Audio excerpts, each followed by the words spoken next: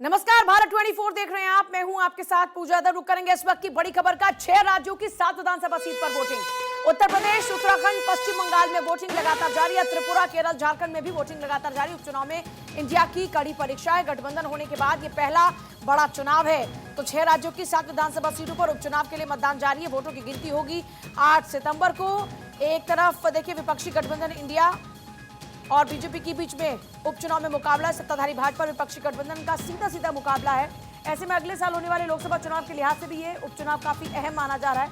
उपचुनाव में कई सीटों पर विपक्ष में संयुक्त उम्मीदवार उतारने का जो फैसला लिया गया था वो काम कर रहा है। तो उपचुनाव में इंडिया की कड़ी टक्कर होने जा रही है। अब 4 तस्वीरें मैं आपको दिखा रही हूं। ये 4 तस्वीरें उत्तर प्रदेश, त्रिपुरा, केरल और झारखंड की है, जहां पर इस वक्त चुनाव हो रहा है। 7 राज्यों में चुनाव हो रहा है और फिलहाल 4 तस्वीरें आपके सामने, जिसमें अलग अलग राज्यों के जो इस वक्त वोटिंग प्रक्रिया है उसको आप बखूबी देख सकते हैं। घोसी की देखिए, घोसी की बात करते हैं। उत्तर प्रदेश का घोसी, जहां पर खुद बीजेपी ने अपना प्रत्याशी यहां पर उतारा है। यहां पर जो मुकाबला है वो समाजवादी पार्टी और पहले माना जा रहा था कि बीजेपी के बीच में होगा, लेकिन यहां पर कांग्रेस के प्रत्याशी भी ताल ठोक रहे हैं। तो ये उत्तर प्रदेश के घोसी की बात हुई। इस तरीके से देखिए पश्चिम बंगाल की बात करें, झारखंड की बात करें, यहां पर भी लगातार उपचुनाव हो रहा है। तो आप समझ सकते हैं कि उपचुनाव इसलिए इस बार बड़ा खास है क्योंकि ये 2024 के चुनाव से पहले हो रहा है और 2024 से पहले हो रहे हर छोटे से छोटे चुनाव का भी बड़ा महत्व है, क्योंकि उससे एक परसेप्शन तैयार किया जा रहा है। तो आप फिलहाल समझ सकते हैं कि किस तरह से राज्यों की 7 विधानसभा सीटों पर उपचुनाव के लिए मतदान जारी है और पार्टीज ने क्यों इसके लिए बाकायदा पूरी की पूरी ताकत झोंकी है। देखिए दूसरी बात यह भी है कि अभी फिलहाल जिस तरह से कई विषयों पर लगातार चर्चा हो रही है, इस बीच 6 राज्यों की 7 विधानसभा सीटों पर उपचुनाव के लिए मतदान लगातार जारी है। वोटों की गिनती 8 तारीख को होगी। उत्तर प्रदेश के मुख्यमंत्री योगी आदित्यनाथ ने खुद भी चुनाव प्रचार किया था, आपको याद होगा।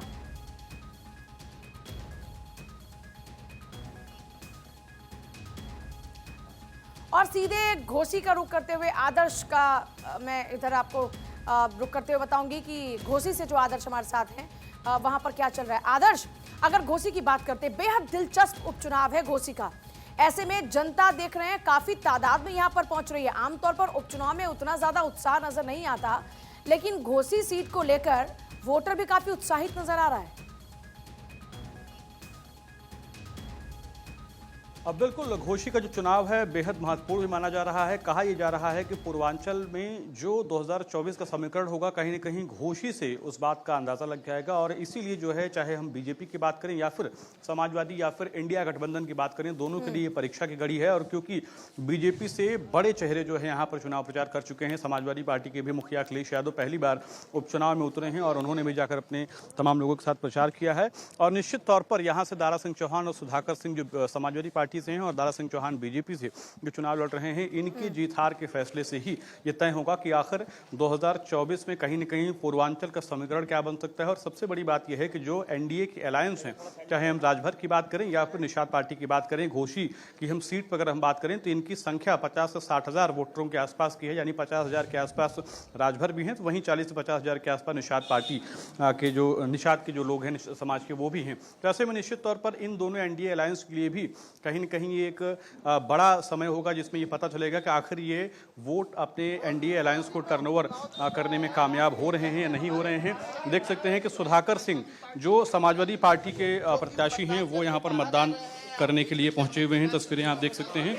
बातचीत करने की कोशिश हम बाहर करेंगे, चूँकि मतदान केंद्र है, यहाँ पर बातचीत नहीं हो सकती है। लेकिन मैं आपको बता दूं कि जिस तरीके से घोसी में दोनों ही पार्टियों ने अपनी पूरी ताकत जो है वो झोंक रखी है, ऐसे में निश्चित तौर पर कहीं न कहीं एक साख का चुनाव भी बनता जा रहा है। सुधाकर सिंह देख सकते हैं कि ये केंद्र के बाहर निकल रहे हैं और तस्वीरें इसलिए भी महत्वपूर्ण हैं क्योंकि घोसी का जो राजनीतिक समीकरण है, घोसी का जो जातीय समीकरण है, वो कहीं न कहीं अलग अलग जातियों को यहाँ पर समेटे हुए है।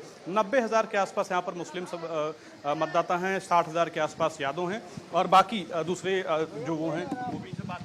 अच्छा, ये आपके कुछ बूथों पे समस्याएं आ रही हैं, इस पे क्या कहेंगे? कहाँ से इस समय प्रशासन जो है फतेहपुर ताल दरिया कई बूथों पर दौलतपुर के प्रधानों को भी उठा ले गई है और इंदारा में भी दिक्कत है। बहुत जगह परेशानियां हैं, ये वोट डालने से रोक रहे हैं। यह सबसे बड़ी परेशानी। आपके पुत्र सुजीत सिंह पर मुकदमा दर्ज किया गया आदर्श आचार संहिता के उल्लंघन में, इस पे क्या कहेंगे? आदर्श आचार संहिता के संदर्भ में मुकदमा नहीं दर्ज है, उनको केवल फंसाया गया है। उनको हमारे घोसी के ब्लॉक प्रमुख को इस नाते कि वोट न मांग सके और जनता के बीच न जा सके। अच्छा, कुछ ग्राम प्रधानों को, कोटेदारों को क्या उनके ऊपर प्रेशर डाला जा रहा है, उनको बुलाया जा रहा है, धमकी दी जा रही है? उनको बाकायदे आजमगढ़ में बुलाया गया, उनको जो है घोसी थाने में बैठा करके इंस्पेक्टर और सीओ वोट मांग रहे थे जी। वो गाड़ी पर उनको बैठाया गया और उनको रुपया भी दिया गया जी।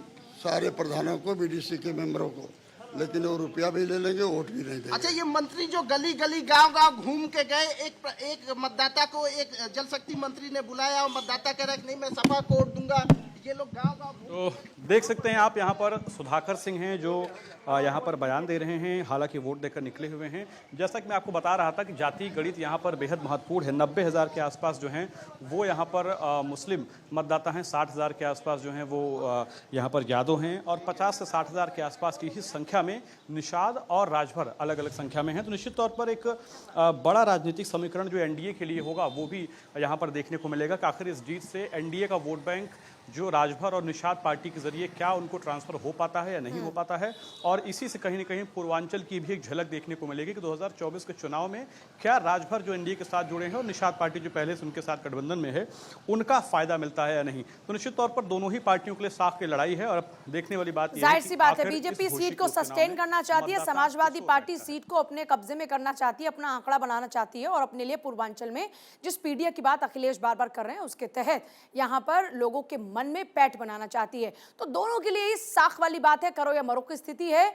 मनोज सिंह का रुख करेंगे झारखंड से, इस वक्त डुमरी से मनोज हमारे साथ जुड़ रहे हैं। मनोज, अगर डुमरी की बात करते हैं, जो इस वक्त वहां पर वोटर पहुंच रहा है वो कितना उत्साहित नजर आ रहा है? और दूसरी बात, उपचुनाव में क्या लोग अपने विकास के मुद्दे को लेकर जा रहे हैं या फिर नेताओं के चेहरे को, उनके नाम को लेकर वोटिंग सेंटर पर पहुंच रहे हैं?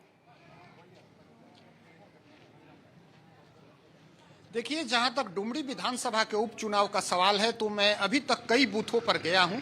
मतदाताओं में वैसा कोई खासा उत्साह नहीं दिख रहा है। जो लंबी लंबी कतारें लगने वाली बात थी वो चाहे ग्रामीण क्षेत्र हो। अभी मैं ग्रामीण क्षेत्र के नवाडीह प्रखंड के खाकी कला बूथ पर हूं। यहाँ बूथ नंबर 56 और 57 है। मतदाता अपने सुविधा अनुसार आ रहे हैं और मतदान कर रहे हैं। लेकिन रही बात मुद्दों की, तो इस बार के चुनावी मुद्दों में दोनों गठबंधनों की प्रतिष्ठा दांव पर है। अगर इंडिया गठबंधन की बात करें तो मंत्री बेबी देवी जेएम के टिकट पर खुद चुनाव मैदान में है, यानी सीएम हेमंत सोरेन की प्रतिष्ठा पूरी तरीके से दांव पर लगी हुई है। अगर हेमंत सोरेन के कार्यकाल की बात करें तो जो पिछले 5 उपचुनाव हुए हैं उसमें 4 में इंडिया गठबंधन जीता था, लेकिन जो सबसे लास्ट में चुनाव हुआ रामगढ़, वहां आजसू ने पटकनी दे दी थी जेएमएम को। तो ऐसी स्थिति में अब एनडीए उत्साहित है और आगामी लोकसभा और विधानसभा चुनाव को लेकर के दोनों गठबंधनों के लिए यह सीट प्रतिष्ठा का जाहिर सी बात है। अच्छा, आपके आसपास कुछ लोग नजर आ रहे हैं, अगर आप उनसे बात कर पाएं, किन मुद्दों को लेकर पोलिंग बूथ पर ये लोग पहुंच रहे हैं? कुछ जहन में मुद्दे हैं? जी मैं यहाँ के ग्रामीणों से बात करता हूँ। देखिए, हमारे साथ कुछ लोग हैं जो यहाँ से वोटिंग करके बूथ से निकल रहे हैं। तो आइए उन्हीं से जानते हैं किस मुद्दे पर वोट डाला, किसको वोट डाला, ये नहीं, किस मुद्दे पर डाला। विकास के मुद्दे पर। क्या विकास का आपका क्या मुद्दा है? विकास, रोड है, स्कूल है, कॉलेज है, बहुत तरह का है। हाँ, अभी जो अगला बने जो है सो कोई विधायक आएगा तो जितना उन्होंने काम करके गया है उनको 5 साल उसको रिपेयरिंग करने में लग जाएगा। आप क्या कहेंगे, किस मुद्दे पर वोटिंग? विकास के मुद्दे पर हैं और क्या बताएं, शिक्षा है, ग्रामीण क्षेत्र में जो विकास होना चाहिए, हम लोग का गरीब का भला होना चाहिए। और किस मुद्दे पर वोट डाला है आपने? क्या है, तो काम धंधा करता है, अब कमजोरी है। आप क्या कहेंगी, क्या चाहिए यहाँ? मैंने कैसा नेता आपको चाहिए? अच्छा चाहिए सर। क्या करना चाहिए उससे? हमारे साथ एक और बुजुर्ग हैं, उन्होंने भी वोट डाला है। किस मुद्दे पर वोट डाला है? जो विकास करेगा उसी पर। बड़ी अच्छी बात है। देखिए, जगन्नाथ महतो के निधन के बाद से सहानुभूति लहर। मनोज, आपके पास वापस लौट रही, जाहिर सी बात है जनता आज विकास की बात कर रही है और विकास के मुद्दे को लेकर। लेकिन आदर्श, जब घोसी उपचुनाव की बात हो रही है तो वाकई वहां पर क्या विकास का मुद्दा है, या फिर वहां पर जो इस वक्त हम देख रहे हैं पॉलिटिकल पार्टीज में जो टसलबाजी शुरू हुई है, जो साख की बात है, क्योंकि यूपी के जो लोग हैं, जो वोटर हैं, वो पॉलिटिकली बहुत एक्टिव हैं।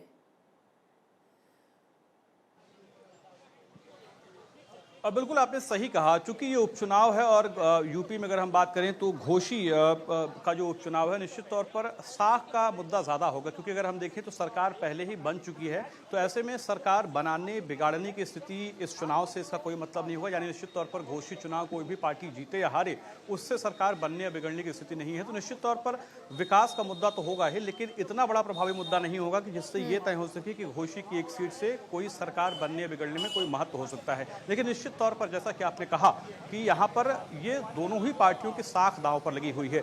इंडिया गठबंधन के बाद पहला ऐसा चुनाव है जिसमें समाजवादी पार्टी ने उम्मीदवार उतारा है और उसको कांग्रेस ने समर्थन दिया है। वहीं अगर हम बीजेपी की बात करें तो बीजेपी के दारा सिंह चौहान जो समाजवादी पार्टी से लौटकर बीजेपी में आए हैं, उनके लिए भी एक साख का चुनाव है। और कहीं न कहीं जो मैंने बताया था कि पूर्वांचल का जो गणित होगा 2024 के लिहाज से वो बेहद महत्वपूर्ण यहाँ के समीकरण समझने में होगा, क्योंकि यहाँ पर जो जातीय समीकरण है उससे कहीं न कहीं ये भी पता चलेगा कि बाकी जिलों में जो ये जातियां एनडीए के साथ जुड़ी हुई हैं उनका वोट बैंक किस तरीके से ट्रांसफर होता है और क्या एक नेता के तौर पर वो अपने नेता को मानकर ये वोट बैंक ट्रांसफर करते हैं या फिर स्थानीय मुद्दे के आधार पर चुनाव की दिशा दशा बदलेगी। निश्चित तौर पर दोनों ही पार्टियों के लिए बेहद ही महत्वपूर्ण चुनाव है और इसीलिए शायद दोनों ही पार्टियों की तरफ से जो बड़े कद्दावर नेता हैं, चाहे हम मुख्यमंत्री लेवल की बात करें, डिप्टी सीएम की बात करें, बाकी मंत्रियों की बात करें या फिर उनके कबीले के जो अल्पसंख्यक कल्याण मंत्री हैं उन लोगों की बात करें या फिर समाजवादी पार्टी से अखिलेश यादव या फिर उनके साथ के जो दूसरे लोग हैं उनकी बात करें, सभी लोग जो हैं यहाँ पर पूरी ताकत के साथ जुटे हुए हैं और इसी के तहत अब ये पता चलेगा कि आखिर घोसी किस तरफ जा रहा है और इससे आने वाले 2024 के चुनाव में पूर्वांचल में कम से कम जातीय समीकरण के आधार पर क्या रणनीति तय होने वाली है। जाहिर सी बात है कि घोसी उपचुनाव की जब बात कर रहे हैं सीट पर, पूरा एनडीए भी यहाँ पर लगा रहा पूरी ताकत के साथ। दूसरी तरफ समाजवादी पार्टी ने भी अपने पूरे कुनबे को यहाँ पे उतार दिया। और जैसा अभी आदर्श जिक्र कर रहे थे कि जब आप दारा सिंह चौहान की बात कर रहे हैं, पिछली बार सपा के साथ में थे, इस बार बीजेपी के साथ में फिर से आ गए हैं, तो जाहिर सी बात है समाजवादी पार्टी ये प्रूव करना चाहेगी कि साहब देखिए ये धोखा करके गए हैं लेकिन ये जनता जो है वो हमारे साथ ही टिकी है। और दूसरी तरफ अब यहाँ पर एक ट्रायल टेस्ट हो रहा है पूर्वांचल में, इस वक्त जो जातीय समीकरण बिठाया गया था वो कितना ज्यादा सफल हो रहा है। एक बार फिर से मनोज का रुख करते हुए झारखंड के डुमरी से इस वक्त जहां पर उपचुनाव हो रहा है, मनोज भी हमारे साथ में है। मनोज, आप कह रहे थे कि लोगों में बहुत ज्यादा उत्साह नजर नहीं आ रहा, और क्योंकि उपचुनाव में आमतौर पर जैसे आप यूपी की बात करें, हरियाणा की बात करें, यहाँ पर लोग बहुत ज्यादा पॉलिटिकली एक्टिव रहते हैं, तो यहाँ पर लोग उतना पॉलिटिकली एक्टिव नहीं है, लोग उतना अवेयर नहीं है, सिर्फ उनको विकास की बात नजर आती है और उसी के आधार पर ये लोग वोट कास्ट करने के लिए जा रहे हैं। एक और चीज मैं जानना चाह रही हूँ, पिछले कुछ दिनों में हेमंत सोरेन की जिस तरह से मुश्किल बढ़ती हुई नजर आई, पूछताछ, ईडी, सीबीआई, और अब क्या इस सब के बारे में लोग सोचते हैं वहां पर? जी, निश्चित रूप से अगर डुमरी की बात करें तो यहाँ 2005 से लगातार जगन्नाथ महतो जेएमएम के टिकट पर चुनाव लड़ते रहे और यह विधानसभा सीट जेएमएम का गढ़ मानी जाती रही। कद्दावर नेता रहे और उन्होंने क्षेत्र में अपने स्तर से विकास भी किया। हालांकि विकास का कोई अस्थायी पैमाना नहीं होता और आम जनता की जरूरतें, सड़कें, बिजली, पानी, जो लोगों से बात हुई, आम आदमी के मुद्दे जस के तस बने हुए हैं और विकास के मुद्दे पर लोग वोट डालने की बात कर रहे हैं। तो जगन्नाथ महतो की अनुपस्थिति में पहली बार 18 साल के बाद चुनाव हो रहे हैं। उनके निधन से ही सीट खाली हुई। वो झारखंड के शिक्षा मंत्री थे। उनकी पत्नी बेबी देवी को हेमंत सोरेन ने मंत्री बना दिया और मंत्री हैं और चुनाव मैदान में डटी हुई है। एनडीए भी पूरा जोर लगाए हुए है। तो जो उम्मीदें थी जेएमएम और इंडिया गठबंधन को कि एक सहानुभूति की लहर काम करेगी, लेकिन अधिकांश जनता यही यहाँ कह रही है कि विकास ही मुद्दा होगा। यानी जोरदार टक्कर देखने को मिल रही है, कांटे की टक्कर है। यशोदा देवी आजसू पार्टी की उम्मीदवार हैं, बीजेपी ने समर्थन दिया है। यानी एनडीए और इंडिया गठबंधन के बीच यहाँ अब तक कड़ा मुकाबला देखने को मिल रहा है, लेकिन फैसला यहाँ मतदाताओं को करना है। रही बात मतदाताओं में उत्साह की, तो मतदाता मतदान केंद्रों पर आ रहे हैं, वोट दे रहे हैं, अपने मताधिकार का प्रयोग कर रहे हैं, लेकिन वो भारी भीड़ नहीं उमड़ पा रही है। अगर डुमरी विधानसभा बहुत शुक्रिया आप दोनों का पूरी जानकारी के लिए। बाकी लगातार अपडेट्स के लिए आपके पास आते रहेंगे।